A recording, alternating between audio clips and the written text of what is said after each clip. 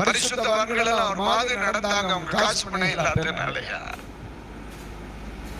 அன்னைக்கு வாழ்ந்த பரிசுத்தவான்களுக்கு காசு பணம் கிடையாதா?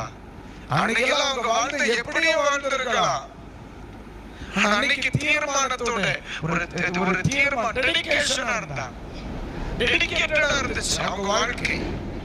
இன்னைக்கு ஆண்டவர் தான் சொல்லுகிறார், அநேகருடைய ஜெப ஜீவியம் பணம், செல்வம், மேன்மை, அந்தஸ்து, உயர்வு வர வர வர அவங்க இருதயம் ஆவிக்குரிய காரியங்களில் நாட்டம் இல்லை, ஜெப ஜீவியத்தில் நாட்டம் இல்லை.